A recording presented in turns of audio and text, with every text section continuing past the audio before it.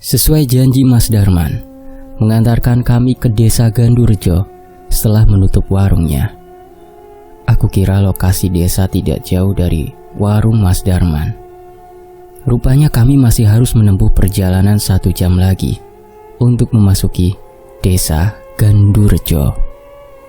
Pertama kali aku memasuki desa ini, yang terlintas dalam pikiranku adalah desa alam. Sebuah desa yang tak jauh dengan sungai, dengan hamparan pepohonan mengelilinginya. Mas Darman, itu suara air terjun? Tanya Guntur penasaran. Iya, tidak jauh dari sini ada air terjun. Tapi kalau musim panas, suaranya nggak akan sederas ini, jawab Mas Darman. Mas Darman menceritakan kalau kami harus berhati-hati dengan tempat ini, terutama dengan tempat yang bernama Alas Demit. Tadi kami sempat melewati tempat itu, dan memang benar ada kekuatan besar yang menarik sosok-sosok tak kasat mata untuk berkumpul di tempat itu. Semoga saja kami tidak harus berurusan dengan benda yang disebut dengan prasasti kutukan itu. Mas Darman pun menghantarkan kami ke rumah kepala desa, Mbah Sarman namanya. Nyai Jambrong sudah memberitahu tentang Mbah Sarman yang sudah menjaga desa ini selama puluhan tahun tanpa ada yang menggantikan. Kula nuwun Mbah Sarman, saya Cahyo, dan ini adik saya, Guntur. Aku dan Guntur memperkenalkan diri pada seseorang di hadapanku. Walau sudah cukup berumur, Mbah Sarman memiliki tubuh yang tegap dan sehat. Sepertinya dia sama sekali tidak bisa diremehkan. Monggo, masuk Mas. Kenalannya Mas Darman? Tanya Mbah Sarman. Boten Mbah, kebetulan saja ketemu di warung. Sekalian saja saya antarkan ke sini, balas Mas Darman. Mbah Sarman mempersilahkan kami duduk dan menyuguhkan teh hangat bersama beberapa makanan kering. Mas-masnya ini ada apa? Sampai jauh-jauh datang ke tempat terpencil seperti ini. Mau mencari guru atau belajar ilmu? Tanya Mbah Sarman. Tidak heran beliau bertanya seperti itu. Pasalnya ini memang dipenuhi orang-orang yang sepertinya berniat untuk berlatih ilmu bela diri. Bukan Mbah, kami dimintai tolong seseorang untuk mengambil barang miliknya. Dulu dia sempat lama tinggal di tempat ini, balasku. Oh, biar saya bantu. Dia tinggal di perguruan mana? Siapa namanya? Ucap Mbah Sarman. Yang minta tolong eyang saya Mbah. Perguruannya saya kurang tahu, tapi kita kenalnya namanya Nyai Jambrong, ucap Guntur. Dan blak!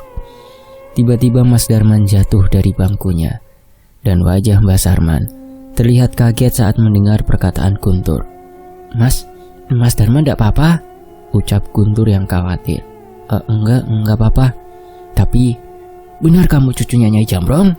Tanya Dharma dengan cara bicara yang tiba-tiba berubah. Bukan sih Mas, saya muridnya. Tapi saya sahabatnya Arum, cucu satu-satunya Nyai Jambrong, balas Guntur polos. Priak! Sekali lagi terdengar suara yang kali ini berasal dari gebrakan meja. Sontak aku dan Guntur pun ikut kaget. Ternyata benar, nenek peot itu masih hidup, ucap Mbah Sarman. Iya Mbah, tapi Mbah Sarman ini ndak musuhan sama Nyai Jambrong kan? Tanyaku dengan penuh hati-hati. Kali ini Guntur memegangi lenganku seolah takut dengan raut wajah Mbah Sarman. Kalian lihat luka di leher samping saya ini. Ini adalah ulah nenek peot itu, teriak Mbah Sarman. Aku menelan ludah mendengar cerita itu. Sepertinya aku harus mulai berhati-hati dengan Mbah Sarman. Aku hampir lupa bahwa sebelum kenal dengan kami, Nyai Jambrong adalah sosok yang jahat dan tidak ragu untuk membunuh lawannya. Tapi bila kalian bertemu dengan anak saya, Nyai Jambronglah yang menolong dia waktu hanyut di sungai. lanjut Mbah Sarman. Saat itu, raut wajah Mbah Sarman kembali melunak. Aku menarik nafas lega, berharap kejadian itu tidak menjadikan Nyai Jambrong sebagai musuhnya. Mas Cahyo sama Guntur, nanti kalau ketemu orang, jangan bilang kalau kenalannya Nyai Jambrong ya. Dia punya banyak musuh di desa ini, jelas Mas Darman. Iya Mas, balas Guntur dengan cepat. Sial, walau orangnya gak muncul, ternyata Nyai Jambrong yang namanya saja bisa membuat banyak masalah. Ya sudah, habis ini kita ke rumah nenek piot itu. Kalau kalian mau bersih-bersih, kalian bisa tinggal di sana, ucap Mbah Sarman. Tapi kalau cuma sebentar, menginap di rumah saya saja, daripada repot-repot bersih-bersih. Apalagi rumah itu. Ucapan Mas Darman terputus. Rumah itu kenapa Mas? Katanya, di sana banyak pusaka yang bisa hidup sendiri. Aku saling bertatapan dengan Guntur.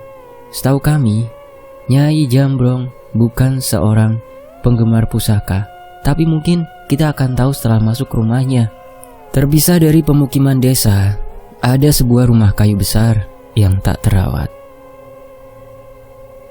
Tanaman menjalar sudah tumbuh di atapnya. Tapi ada satu ciri khas tempat tinggal Nyai Jambrong yang aku ketahui. Ada sebuah pohon besar di dekatnya yang mengatapi rumah tersebut. Aku mencoba membuka pintu rumah itu, namun terkunci dengan rapat. Untuk kunci rumah ini yang megang siapa Mbah? Tanyaku. Mbah Sarman menggeleng. Sepertinya ia memang tidak tahu siapa yang memegang kunci bangunan ini. Belum ada satupun orang yang bisa masuk rumah ini. Bila kalian disuruh oleh nenek peot itu, harusnya kalian tahu cara masuk ke dalam. Aku bertatapan dengan Guntur, dan sepertinya Nyai Jambrong memang tidak memberi petunjuk mengenai cara membuka rumah itu. Tapi sepertinya Guntur penasaran. Ia mendekat ke pintu utama bangunan itu dan meletakkan tangannya di sana. Tak lama kemudian terdengar suara kunci selop kayu yang terbuka dari dalam, dan pintu itu terbuka dengan mudah. Guntur menatap bingung kepadaku, tapi aku hanya mengusap kepalanya. Ini artinya Guntur memang sudah dianggap menjadi muridnya Jambrong. Terbuka Mbah, ucap Mas Darman heran. Berarti benar. Akhirnya rumah ini bisa terbuka juga, ucap Mbah Sarman. Ada hal yang mengenaskan di rumah ini. Salah satunya adalah alasan mengapa rumah ini tidak bisa terbuka. Ada satu sosok yang menjaga bangunan ini, seorang diri dari dalam. Kini ia menatap kami jauh dari dalam rumah. Dia adalah roh seorang prajurit berbaju kumuh. Tepat saat Guntur memasuki rumah, roh itu mendekat dan berlutut di hadapan Guntur. Tidak ada satupun kata dari makhluk itu. Namun yang aku tangkap, ia menganggap Guntur sebagai tuannya, seperti Nyai Jambrong. Awalnya Guntur bingung, tapi mungkin ini juga salah satu maksud dari Nyai Jambrong meminta kami datang ke tempat ini.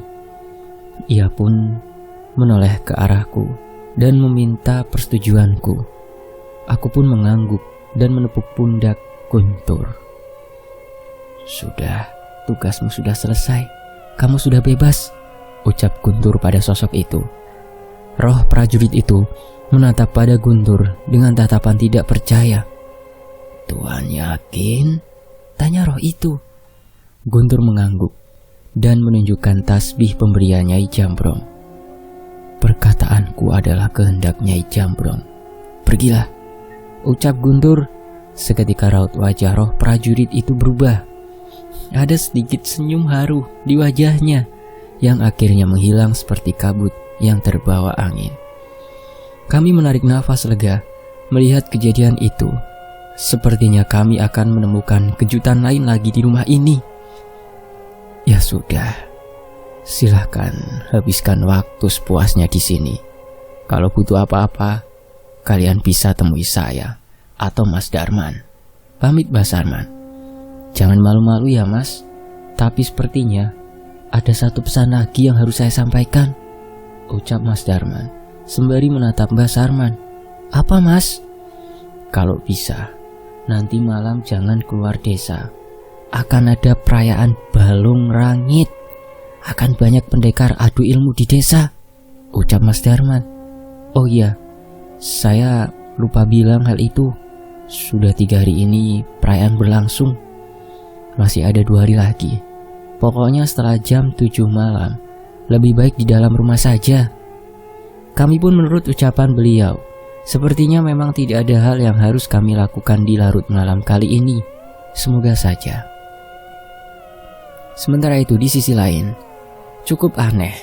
Harusnya rumah ini sudah tidak dimasuki selama puluhan tahun. Tapi dari dalam tempat ini seolah masih terawat. Memang benda dan perabotan di rumah ini sudah ditutup debu. Tapi tidak ada tanda-tanda kelapukan maupun bagian rumah yang bocor. Apa roh prajurit tadi yang menjaga tempat ini, Mas? Tanya Guntur. Aku pernah mendengar tentang ritual tumbal sebelum membangun sebuah bangunan. Hal itu bisa membuat bangunan menjadi awet, bahkan setelah beratus-ratus tahun, ucapku. Aku menduga, mungkin saja di masa lalu, Nyai Jambrong sempat melakukan hal serupa. Kalau memang benar, mungkin aku bisa membaca maksud tujuan Nyai Jambrong meminta kami kemari. Sesuai arahan Nyai Jambrong, kami pun mengambil sebuah kotak berisi benda keramat yang disimpan oleh Nyai Jambrong. Selain kotak itu, aku tidak merasa ada benda berharga lain di rumah ini. Memang ada beberapa benda antik yang terpajang di dinding, tapi itu tidak lebih dari sekedar pajangan. Aku dan Guntur bersepakat untuk hanya membersihkan satu kamar untuk bermalam. Besok kami akan langsung pulang dan meninggalkan rumah ini. Seperti ucapan Mas Darman, kami mendengar suara keramaian dari arah desa. Namun karena tidak ingin terlibat masalah lagi, kami memilih untuk berdiam di kamar sembari mendoakan bangunan ini. Trak! Di tengah tidurku tiba-tiba terdengar suara dari arah jendela. Aku segera bangun dan mencari tahu asal suara itu. Jendela kamar tiba-tiba terbuka. Ada seseorang menatapku dari jauh di luar jendela itu. "Siapa kamu?" teriakku. Tapi orang itu tidak menjawab. Ia malah berpaling dan berjalan seolah memintaku mengikutinya. Aku menoleh pada Guntur sebentar, memastikan apakah ia akan baik-baik saja saat ku tinggal. Tapi firasatku seolah memaksaku untuk mengikuti sosok itu. Dengan cepat aku berlari mengejarnya. Tapi secepat apapun aku berlari, sosok itu selalu ada jauh di hadapanku. Anehnya, aku sama sekali tidak merasa lelah. Pengejaranku terhenti di sebuah tempat dengan 7 buah pohon jati yang terpisah dari pohon lainnya. Di tengah formasi itu ada sebuah prasasti yang bertuliskan aksara Jawa. Apa ini prasasti kutukan yang diceritakan Mas Darman? Aku mencoba mendekat dan memastikan prasasti itu. Bentuknya sebuah batu lempeng besar dengan ukiran kata-kata yang hampir utuh. Namun sayangnya, banyak sosok-sosok mengerikan menatapku dari jauh seolah terkumpul oleh energi dari prasasti ini. Setelah tersadar dari kekagumanku akan prasasti ini, aku kembali mencari sosok yang kukejar. Tiba-tiba, ia berada di hadapanku. Sosok pria dengan baju kerajaan zaman dulu. Ia tidak berbicara apapun dan menghilang begitu saja. Seketika, aku seperti tertarik menjauh dari tempat itu dengan cepat. Entah apa yang terjadi, tiba-tiba aku terbangun di tempatku tertidur sebelumnya. Mimpi, gumamku. Tapi semua terasa nyata. Apa sukmaku meninggalkan tubuhku? Apa itu penglihatan? Kejadian tadi terasa begitu nyata. Tanpa sadar terdengar suara ayam berkokok, menandakan subuh telah datang. Aku yang masih gelisah mencoba keluar untuk menikmati udara pagi. Ada cahaya dari ufuk timur yang menerangi pagi ini. Awalnya aku cukup heran mengapa matahari terbit sepagi ini sampai aku sadari itu bukanlah cahaya matahari. Cahaya itu berkobar seperti nyala api yang terlihat dari arah desa. "Guntur, bangun Guntur! Ada yang tidak beres di desa!" Aku mencoba membangunkan Guntur yang masih terlelap. Bila memang ada masalah, aku tidak mungkin meninggalkan Guntur seorang diri. "Ada apa toh Mas Cahyo?" tanya Guntur bingung. "Ada kebakaran di desa," balasku. Sontak Guntur melipat sarungnya dan bergegas mengenakan pakaiannya untuk mengikutiku. Benar, ada kebakaran di desa. Beberapa orang terlihat sibuk memadamkan rumah mereka, sementara tak sedikit orang yang terkapar di tanah. Apa ini hasil perayaan semalam? Ini sama sekali tidak pantas, ucapku. Mas, lihat di atas rumah-rumah itu," ucap Guntur. Aku pun menoleh ke arah atas atap rumah-rumah yang terbakar. Ada sosok hitam dengan kaki dan tangan yang panjang. Lidahnya menjulur seolah bersiap melahap sesuatu. Setan itu menunggu apa?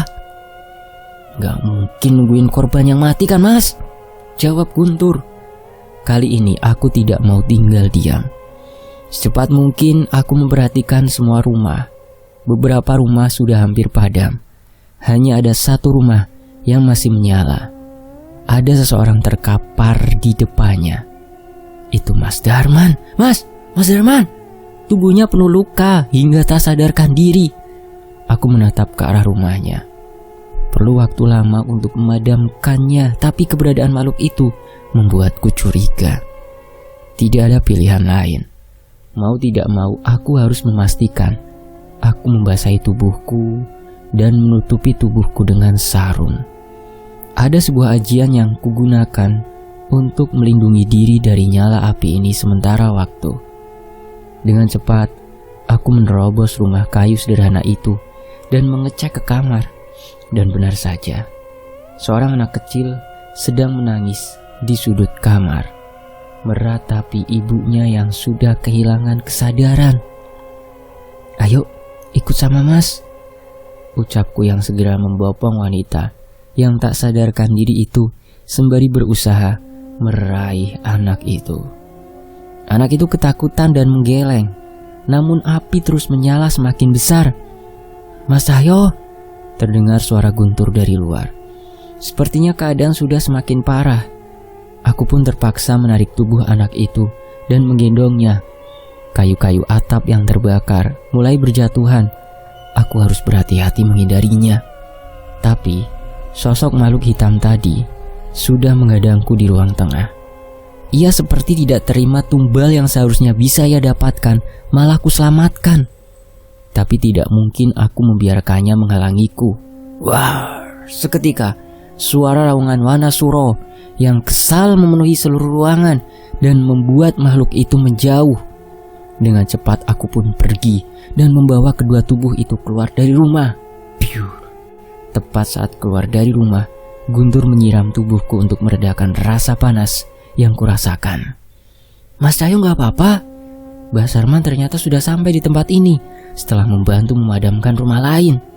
"Saya gak apa-apa Pak, Bu. Anak ini dan Mas Darman, mereka yang butuh pertolongan," ucapku. Seketika Mbah Sarman memerintahkan perangkat desa lainnya untuk membantu Mas Darman dan keluarganya. Tapi masalah belum selesai. Dengan selamatnya mereka, makhluk-makhluk hitam itu menatapku dengan kesal. Mereka seperti mencoba untuk menyerangku. "Ojo wani-wani."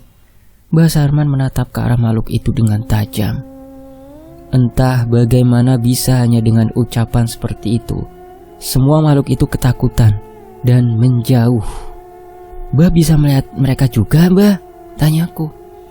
"Mereka ingon salah satu perguruan. Seharusnya ia hanya memakan manusia yang ditumbalkan untuk mereka." "Edan, Bahkan ada perguruan yang memelihara makhluk seperti ini. Untuk apa? Segila apa ilmu yang dicari mereka sampai harus memelihara setan-setan ini? Tepat saat matahari terbit, api pun padam. Warga mulai kembali ke rumah masing-masing. Sementara Mbah Sarman membantu merawat Mas Darman dan beberapa orang yang terkapar di balai desa. "Apa selalu seperti ini, Mbah?" tanya Guntur. "Luka dan babak belur itu sudah biasa. Tapi ini sudah keterlaluan. Sejak beberapa hari yang lalu, aku merasa ada yang aneh dan salah dengan satu perguruan," ucap Mbah Sarman. Keluar api!" Tiba-tiba Mas Darman terbangun sambil mengigau. Anak saya masih di rumah terbakar api." Mas Darman panik. Aku pun menahannya dan menolehkannya ke arah anak dan istrinya yang sedang terbaring dirawat. "Mereka aman, Mas. Tenang dulu ya." Untuk rumah Mas Darman. "Maaf kami terlambat." Mas Darman menangis. Ia lega saat mengetahui istri dan anaknya selamat. Aku pun memeluknya, berusaha meredam emosinya. "Ini ulah siapa, Mas?" tanyaku sembari menahan kesal. "Jumarto. Dia memang sudah mengincar keluarga saya untuk menjadi makanan ingonya," ucapnya sembari menangis. "Saya gagal melindungi mereka." Aku berusaha mengerti perasaan Mas Darman. Ia menangis jadi-jadinya, merasakan apa yang terjadi pada dirinya. Terlebih aku mendengar cerita dari warga lain. Seorang bernama Jumarto itu tidak melakukan pertarungan seperti pendekar lainnya. Ia malah membawa segerombolan orang untuk meroyok orang-orang yang mereka incar. Mengetahui hal itu, pendekar lain tidak ingin mencari masalah dan meninggalkan desa. Sialnya, Jumarto tetap mengincar Darman dan beberapa orang hingga membuat mereka babak belur. "Mereka mengincar anak dan istri Darman dan pendekar lain. Mereka ingin memberi makan ingon mereka," teriak salah seorang pendekar yang bernasib sama seperti Mas Darman. Aku semakin geram mendengarnya. Bila memang itu tujuannya, dia pasti akan kembali lagi untuk menyerang Darman. "Guntur, jaga Mas Darman ya," ucapku padanya. "Enggak, aku ikut, Mas," bantah Guntur. Aku menatap matanya. Sepertinya ia juga sudah menahan rasa kesalnya. Aku pun tidak melarangnya dan menitipkan Mas Darman pada warga desa. "Bah, di mana orang yang bernama Jumarto ini tinggal?" Mas jangan aneh-aneh," ucap Mbah Sarman. "Di mana, Mbah?" Kali ini aku bertanya dengan sedikit nada ancaman. Sepertinya Mbah Sarman mengetahui maksudku. "Kalau begitu aku antarkan kalian," balas Mbah Sarman yang tahu tidak mungkin bisa menahan kami. Mbah Sarman membawaku berjalan melalui jalur yang cukup jauh. Ada sebuah bukit kecil yang kami lalui sebelum akhirnya tiba di sebuah bangunan kayu besar dengan panji merah di depannya. "Di sini tempatnya?" tanyaku. Pintu bangunan itu tertutup, namun aku mendengar banyak suara dari dalamnya. Dengan sekuat tenaga, aku menendang pintu itu hingga terlepas dan terpental. Ada belasan orang di dalam tempat yang berbentuk seperti aula itu. Mereka serentak menatap ke arahku dengan mata kesal. "Brengsek, kau cari mati!" teriak mereka. Aku memandang seluruh ruangan itu dan menemukan seseorang yang menghajarku kemarin pagi. Dengan segera, aku berjalan menghampirinya. "Ngapain sampah pengecut berani datang ke sini?" ucap Jumarto. Di sisi lain, beberapa orang yang ikut menghajarku kemarin juga membicarakanku. "Dia yang kemarin kita hajar sampai babak belur. Cari mati dia kesini," ucap mereka. Aku tidak peduli dan terus mendekatinya. Ia pun menghadangku dengan memasang wajah sombongnya. "Jangan sok, Kak. Belum sempat Jumarto berbicara, sebuah pukulanku sudah bedah mendarat di wajahnya dan membuatnya terkapar. "Bangun!" teriakku. Seketika wajah orang-orang di ruangan itu berubah. "Brengsek!" Jumarto berdiri dan mencoba menyerangku. Namun sebelum ia selesai mendaratkan pukulan, sekali lagi ia terpental. "Bangun!" teriakku sekali lagi. Wajah Jumarto sudah penuh dengan darah. Tapi aku masih belum puas. "Jangan kira kamu bisa seenaknya di tempat ini." Salah seorang pendekar berlari dan melontarkan sebuah tendangan ke arahku. Tapi sebelum itu terjadi, ia terpental oleh sebuah tendangan yang dilontarkan oleh Guntur. "Jangan ikut campur," ucap Guntur. Aku hanya menoleh sebentar ke arah Guntur dan kembali menatap Jumarto. Aku yakin mereka bukan masalah besar untuk Guntur. Sekali lagi Jumarto berdiri. Ia mengambil sebuah tongkat kayu dan mencoba menyerangku. Dengan sebuah serangan, aku mematahkan tongkat itu dan membalas serangannya lagi. Tak mau perguruannya dilecehkan, semua orang yang ada di tempat itu mulai datang menyerang kami. "Mbah Sarman, tidak usah ikut campur," ucapku. Awalnya Mbah Sarman khawatir, namun saat mengetahui kami berdua bisa mengimbangi semua serangan mereka, Mbah Sarman hanya menggeleng. Dia orang yang kita hajar kemarin kan?" tanya salah seorang dari mereka.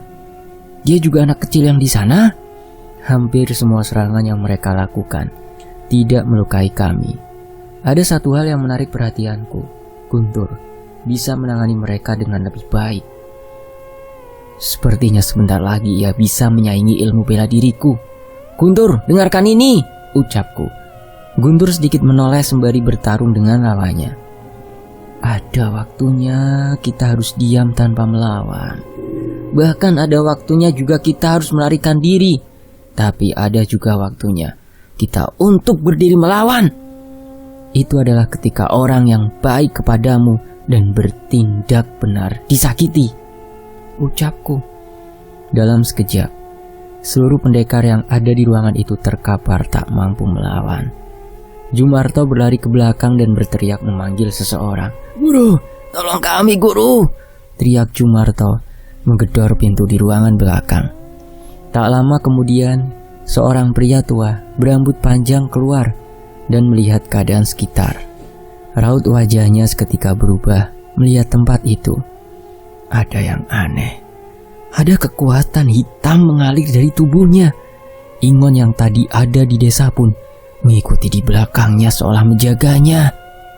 "Baru saja aku tinggal meditasi sebentar, kalian sudah dipermalukan sama bocah kampung ini," teriak orang itu.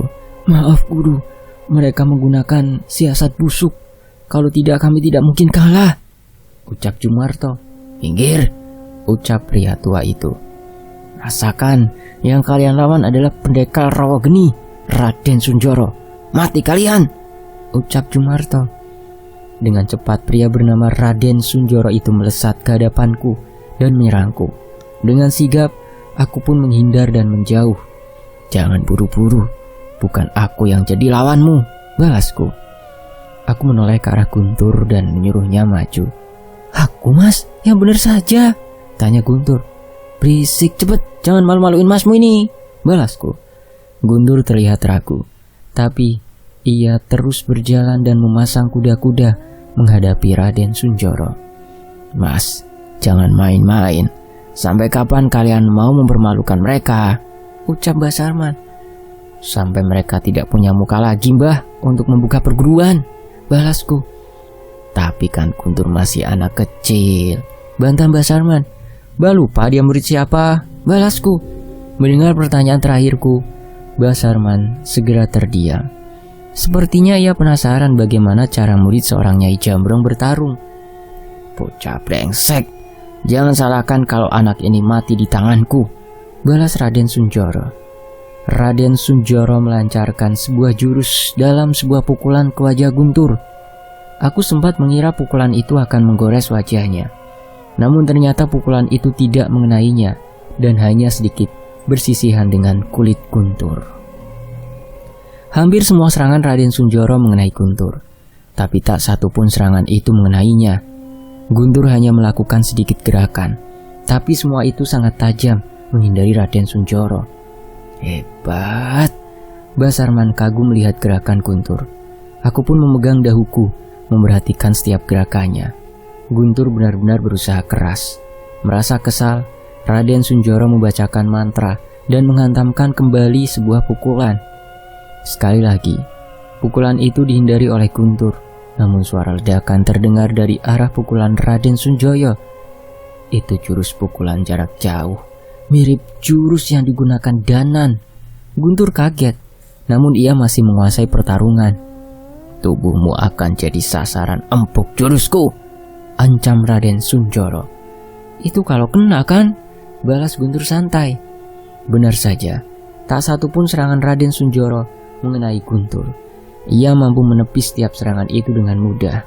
Sebaliknya, walaupun awalnya serangan Guntur dapat ditahan oleh Raden Sunjoro, lambat laun ia mulai merasa kesakitan hingga sebuah tendangan yang sangat kuat menerjang tepat di dada Raden Sunjoro. Aku tahu gerakan itu, ucap Basarman.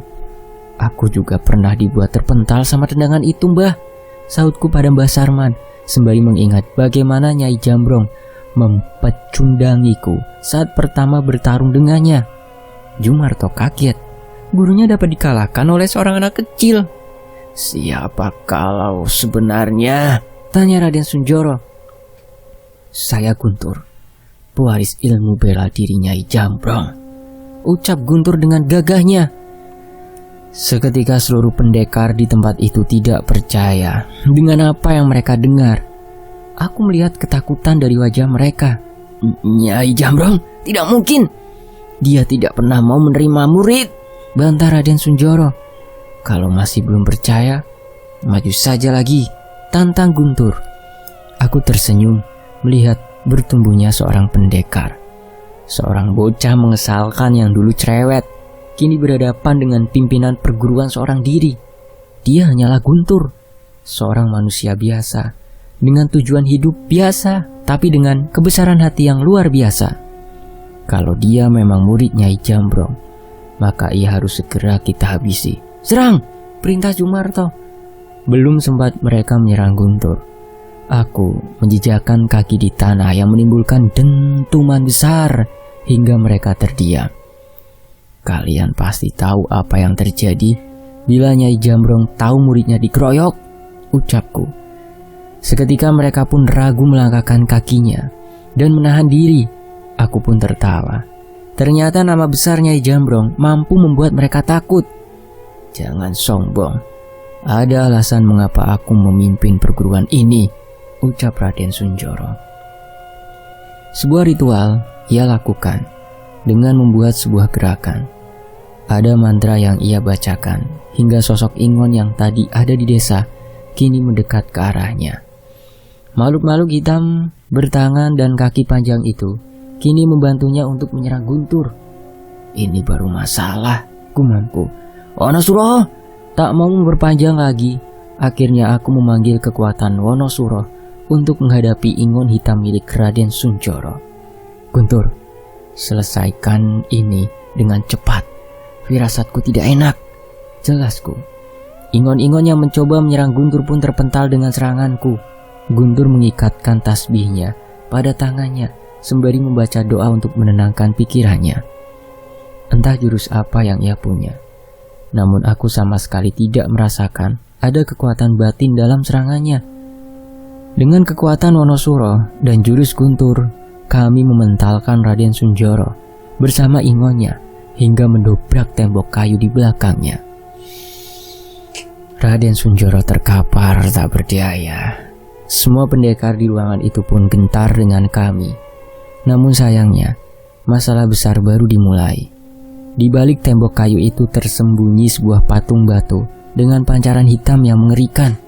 Sialnya, ada beberapa jasad manusia yang tergantung di atasnya dengan darah yang menetes tepat di atas patung itu. Dian, apalagi itu? Itu istri Sastro kan? Basarman tidak menyangka akan melihat pemandangan keji seperti itu. Tanpa menunggu lama, aku segera melompat dan meraih jasad yang tergantung dan melepaskannya. Hentikan, ritual belum selesai, teriak Raden Sunjoro yang kembali mencoba menyerangku dan Guntur. Kali ini serangan Raden Sunjoro tertahan. Mbah Sarmanlah yang mengangkat tubuhnya dan seketika membantingnya ke tanah. Ini sudah keterlaluan. Apa rencana kalian? Ucap Mbah Sarman kesal. Aku menoleh sebentar. Ternyata benar Mbah Sarman bukan seorang pria tua biasa. Brengsek, jangan ikut campur.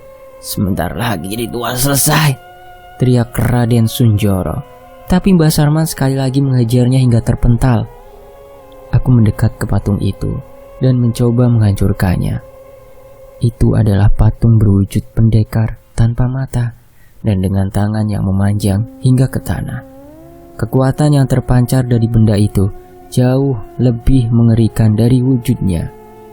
Sebuah pukulan kudaratkan dengan kekuatan Wonosuro. Namun tak sedikit pun kekuatanku menggores patung itu. Ini bukan patung biasa, gumamku.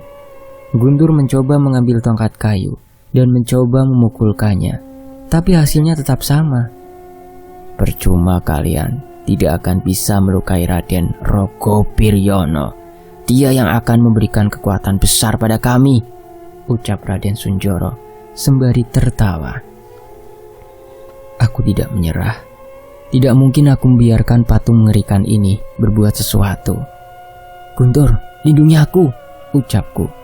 Guntur mengerti dan mengambil posisi di belakangku menghadap semua pendekar itu.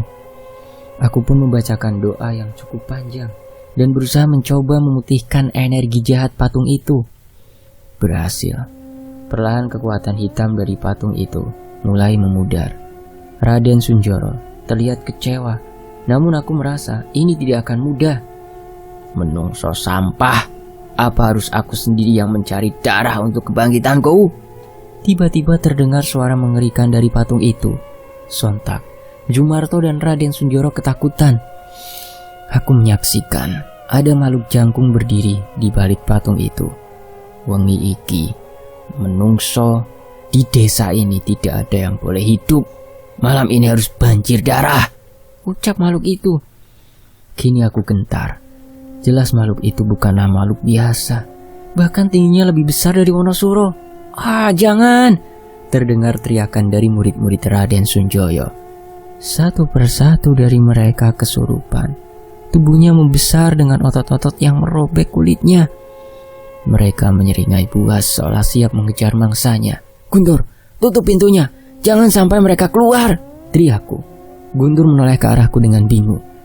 Gimana caranya, Mas? Kan daun pintunya sudah mental ditendang Mas Cahyo, balas Guntur. Aduh, benar juga.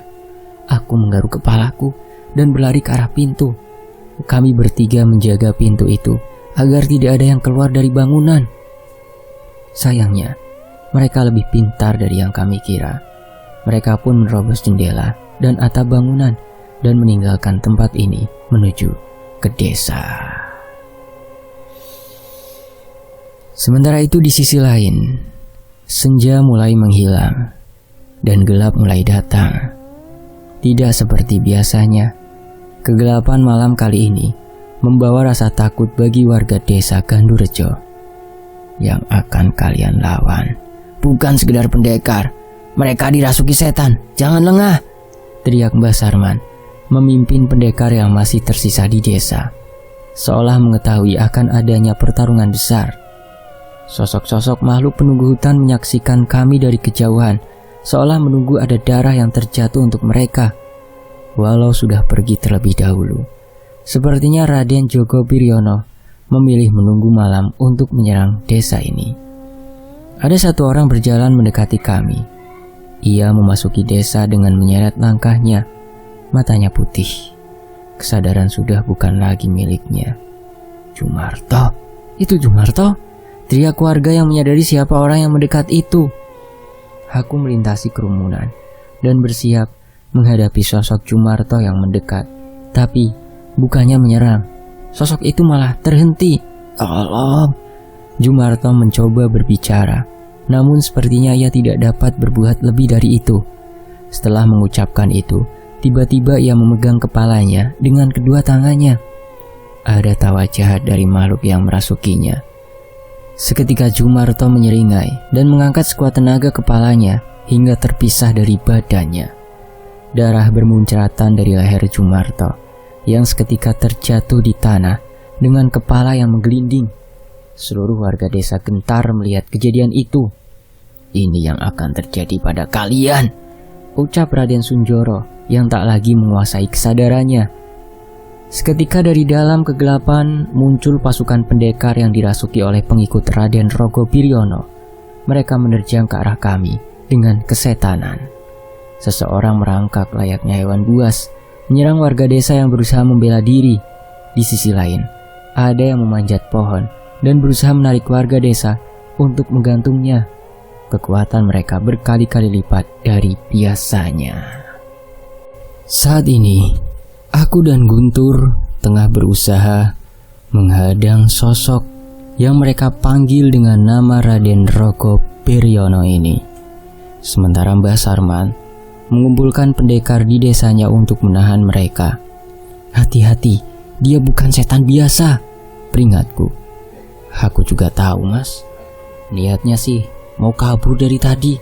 Sayangnya masih ingat kalau aku cowok," balas Guntur, sepertinya mencoba mencairkan suasana. "Gak boleh begitulah, Antor. Kalau kamu sampai kabur, yo ngajak-ngajak," balasku. Sayangnya perbincangan kami hanya terhenti sampai di situ. Bayangan pendekar jangkung itu segera mendekat dan mencekik aku dan Guntur secara bersamaan dengan tangannya yang panjang. "Wonosuro!" Aku segera memanggil Wonosuro untuk melepaskan diri dari cengkramannya. Tidak ada lagi alasan untuk menahan diri saat ini.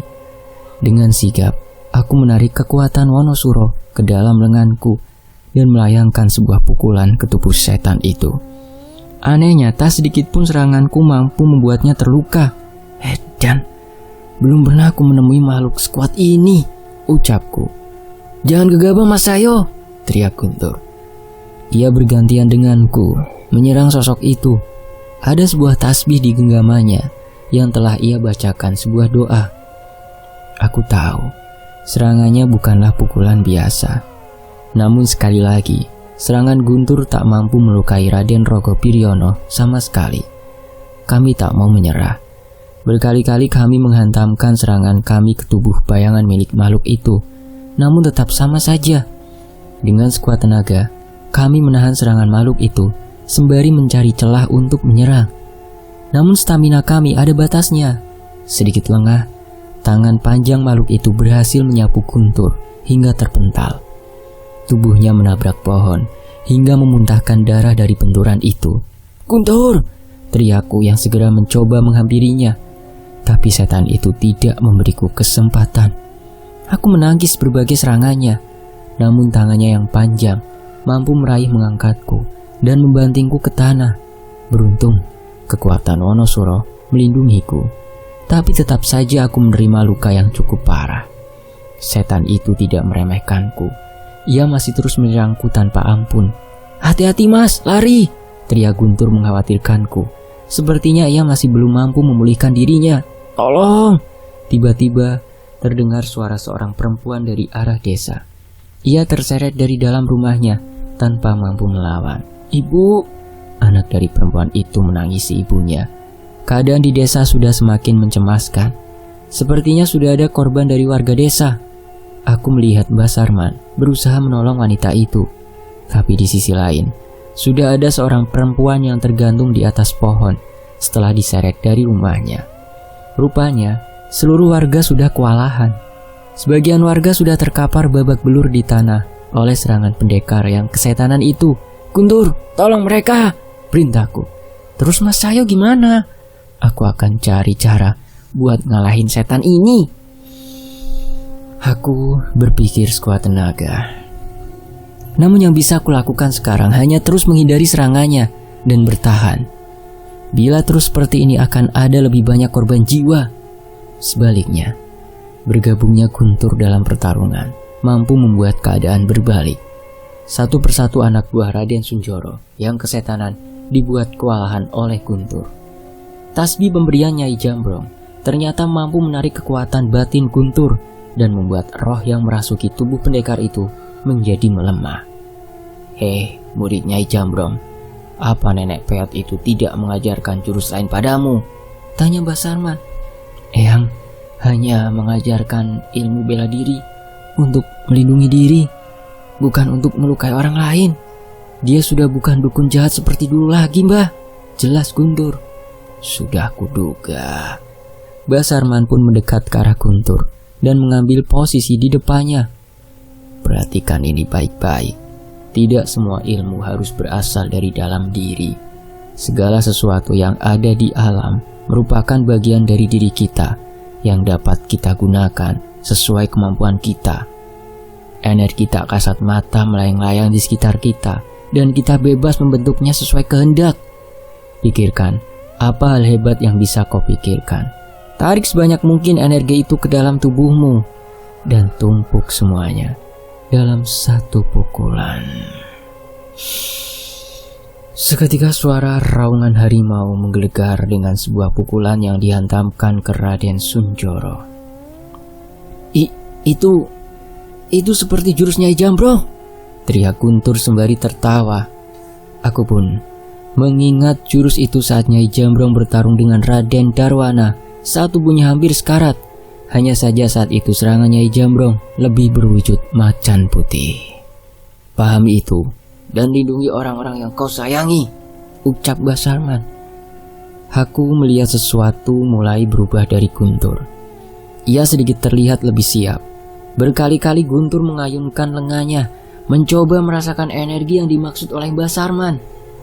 Ia pun menutup matanya, mencoba membayangkan hal yang paling bisa ia andalkan untuk melawan musuhnya kali ini. Dan ini yang aku tunggu-tunggu. Sebuah kekuatan mengalir dari lengan Guntur. Duar! Suara petir menyambar, terdengar di penjuru desa. Bukan dari langit, tapi serangan itu berasal dari lengan Guntur yang menghantam Raden Sunjoro. Kini ia benar-benar terkapar, tak sadarkan diri. Gila, memang pantas menyandang gelar murid Nyai Jambrong, ucap Mbah Sarman. Aku tersenyum melihat hal itu. Guntur sudah menemukan jawaban atas permasalahannya. Kini tinggal bagaimana caraku melawan makhluk mengesalkan ini. Saat aku memperhatikan sekitar, tiba-tiba terlihat sosok manusia dari jauh yang terlihat tidak asing. Wujudnya yang tembus pandang memastikan ia bukanlah manusia. Itu adalah sosok yang muncul di mimpiku sebelumnya. Seketika aku teringat akan prasasti terkutuk yang berada di tengah hutan. Sepertinya aku punya rencana. Setan buta, kita selesaikan semua sekarang. Sekuat tenaga aku memukulkan kekuatan Wonosuro ke wajahnya. Kali ini ia menahannya hingga terseret. Namun saat akan membalas seranganku, aku berlari menjauh. Ia mengejarku. Tapi dengan kekuatan Wonosuro, aku bisa melompat dengan cepat dan bersembunyi di antara pepohonan. Saat ia lengah, aku kembali mendaratkan sebuah pukulan sembari membacakan ayat suci untuk membuka pertahanan hitamnya. Bersembunyi dan menyerang diam-diam, itu yang kau maksud selesaikan semua? Ucap Raden Rogo. Merasa kesal ia menyapukan lengannya dan menumbangkan beberapa pohon. Aku cukup gentar dengan serangannya. Bahkan Wonosuro sekalipun tidak mempunyai kekuatan sebesar itu. Aku pun berlari menjauh, namun rasa kesal Raden Rogo membuatnya tidak mau melepaskanku. Sekali lagi ia menyapukan lengannya ke arahku dengan gelombang kekuatan yang mengerikan. Aku pun menghindar, dan serangannya menghancurkan pohon jati yang ada di belakangku. Rencanaku berhasil. Ngapunten nggih Mas Penunggu, ucapku sembari mengarah kepada prasasti dan sosok makhluk penunggunya. Beberapa pohon jati itu rusak, salah satunya bahkan sampai terbelah. Sekarang tinggal kita buktikan. Apakah kutukan prasasti itu benar-benar adanya? Raden Rogo tiba-tiba sudah ada di hadapanku. Dengan wajah kesalnya, ia mencoba menyerang. Namun tiba-tiba dari udara muncul benda seperti tombak yang menusuk tubuhnya. Brengsek, apa ini? Siapa kalian? teriak Raden Rogo, namun tidak ada suara apapun. Perlahan aku menjauh mundur dari Raden Rogo. Prasasti yang sebelumnya terlihat begitu tua, kini samar-samar seperti bersinar. Siapapun yang merusak jati pitu atau ketujuh pohon jati ini akan menerima kutukan seperti yang tertera di prasasti ini, ucapku. Sialan, kau menjebakku, teriak Raden Rogo. Kekuatan kutukan prasasti itu benar-benar mengerikan. Dari sekitar Raden Rogo muncul bayangan bersama makhluk hitam. Selama tubuh patungku masih utuh, aku akan kembali. Kau akan merasakan yang lebih mengerikan dari ini, ancamnya. Ia pun merintih kesakitan. Tapi dalam sekejap suaranya menghilang setelah hewan buas memakan kerongkongannya. Raden Rogo pun menghilang bersamaan dengan hilangnya cahaya di prasasti ini. Gila, ini benar-benar kutukan yang gila, ucapku. Samar-samar aku merasakan ada seseorang di belakangku. Dan benar, ada roh seseorang di sana. Dia adalah roh penjaga prasasti ini. Siapa kamu sebenarnya? Tanyaku. Bisa-bisanya kau memanfaatkan kutukan prasasti ini, ucap sosok berpakaian kerajaan zaman dulu itu. Iya, ngapunten. Mohon maaf, saya tidak kepikiran cara lain. Balasku meminta maaf. Makhluk itu mengangkat tangannya, seolah tidak ingin memusingkan hal itu. Tapi sepertinya ia memiliki maksud lain. Sudah, tidak masalah. Toh tujuan dari makhluk itu juga menghancurkan keturunanku. Mungkin akulah yang seharusnya berterima kasih, ucapnya. Hah? Keturunan? Apa ini ada permasalahan antara dua kubu? Keturunan? Maksudnya masnya apa? Tanyaku. Makhluk itu menceritakan bahwa pendekar di keluarganya pernah memiliki perselisihan dengan sebuah kerajaan. Demi melindungi rakyatnya, ia terpaksa menyerang kerajaan itu dan menjadikannya medan pertempuran. Mereka menang. Namun beberapa orang sakti dari kerajaan itu ada yang masih bertahan dan ingin membalas dendam. Salah satunya bernama Ki Luwang, pematung sakti yang konon meninggalkan sesuatu untuk membalas dendam. Patung itu sedang mengumpulkan kekuatan sebelum akhirnya akan membalas dendam kepada anak dan cucu kami, ucap roh itu. Itu adalah cerita yang singkat. Namun, aku merasa ada hal yang lebih pelik dari itu. Hingga seseorang bernama Ki Luwang ini menanamkan dendam hingga sedemikian rupa. Bila Ki Luwang dan peninggalannya masih mencoba mengumpulkan kekuatan, berarti masih akan ada banyak korban yang berjatuhan menjadi tumbalnya. Maaf, memangnya masnya siapa? Dan siapa keturunan masnya? Tanyaku. Mungkin dengan mengetahuinya, aku bisa mencari cara menghentikan dendam Ki Luwang. Saya adalah Raden Swarga Darmawijaya. Aku hanya menjaga prasasti ini, jawabnya. Tunggu. Darmawijaya? Berarti Anda leluhur Dirga Darmawijaya? Dan ada hubungan darah dengan Raden Arya Darmawijaya? Tanyaku lagi. Raden Swarga tersenyum mendengar ucapanku. Sepertinya memang sudah takdir kita dipertemukan. Ini gawat. Berarti nyawa Dirga dan Abah dalam bahaya. Apalagi Darmawijaya merupakan terah besar. Berarti masih ada keturunan Darmawijaya yang akan diincar oleh mereka. Mas Raden Swarga, apa yang harus saya lakukan untuk melindungi Dirga? Tanyaku. Raden Swarga menggeleng. Saya tidak tahu. Saat ini saya hanya menjaga prasasti ini.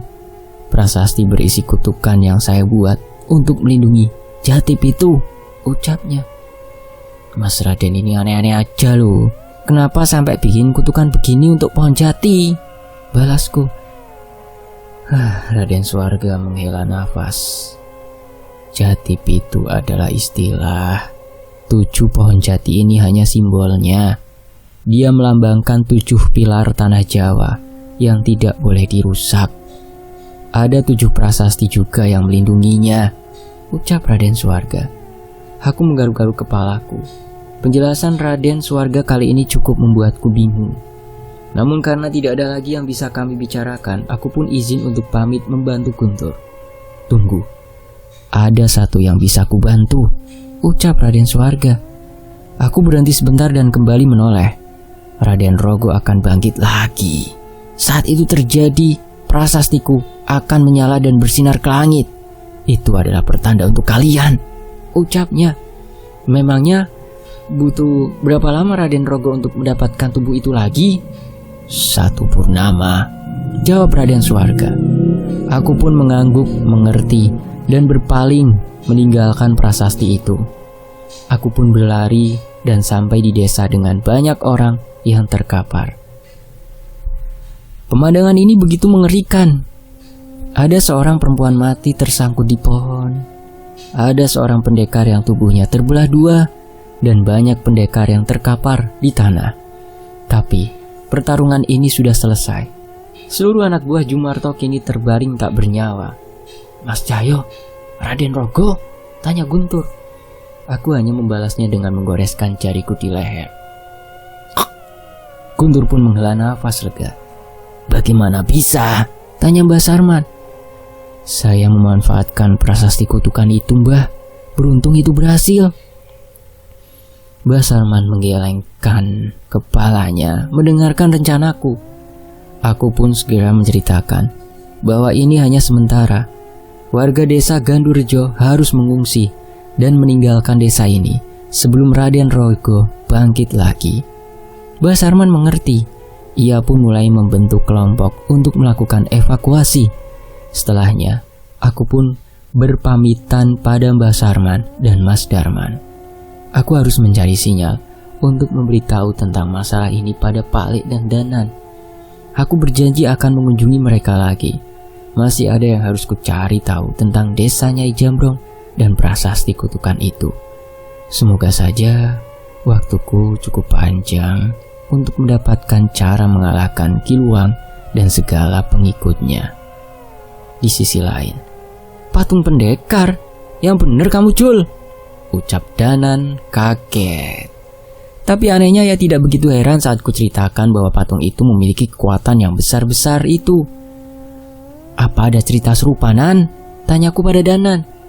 Iya, Pak Lek, nemu patung sinden. Aku berhadapan sama patung kakek kepala kambing. Dan kamu patung pendekar. Sudah lengkap 3, Jul, jelas Danan. Ada 3 yang seperti ini? Tanyaku kaget. Iyon Jul, cepetan balik. Kita harus bahas ini sama Dirga dan Abbas cepatnya, balas Danan. Aku pun menyetujui ucapannya dan segera melesatkan motorku untuk kembali. Sebelum kembali ke Klaten, aku mampir ke desa Nyai Jambrong untuk memulangkan Guntur. Sebenarnya, aku malas bertemu dengannya, tapi takutnya mungkin saja nanti kami akan membutuhkan bantuan Nyai Jambrong lagi. Lama sekali, cuma mengambil ini saja kan? Ucap Nyai Jambrong, menerima sebuah kotak kayu dari Guntur. Ya ampun Eyang, demi ngambil itu aja kami hampir mati, balas Guntur. Kalau sampai hampir mati, berarti kamu masih kurang latihan. Besok bangun subuh, teriak Nyai Jambrong. Sontak wajah Guntur berubah menjadi jelek setelah mendengar perintah gurunya itu. Udah nurut aja, besok aku juga ikut bangun subuh masakin sarapan.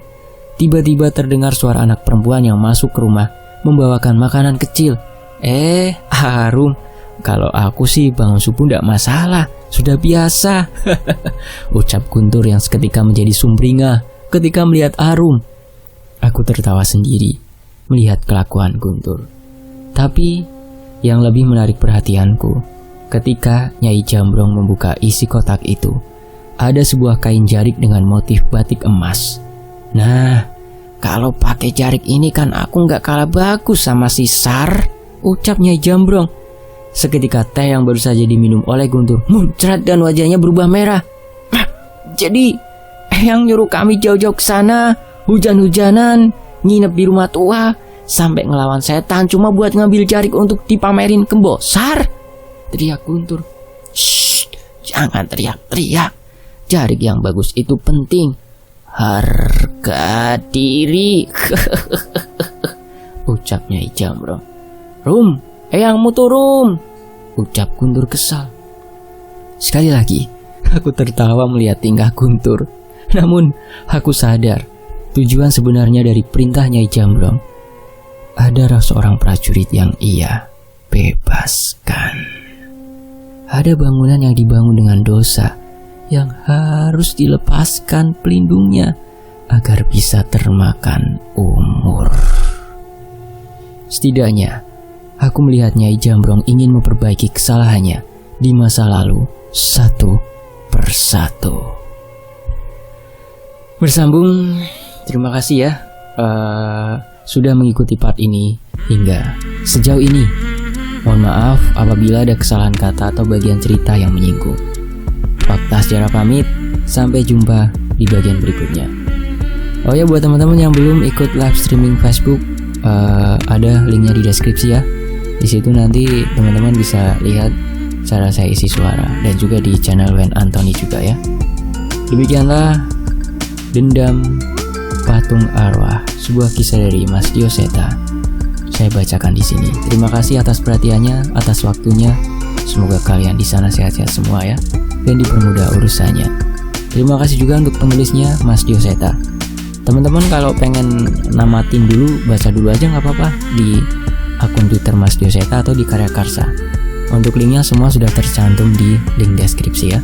Ada channel YouTube-nya, ada akun Twitter-nya, dan ada akun Karya Karsanya. Demikianlah ya. Wassalamualaikum. Sampai jumpa di bagian berikutnya. Alhamdulillahirrabbilalamin.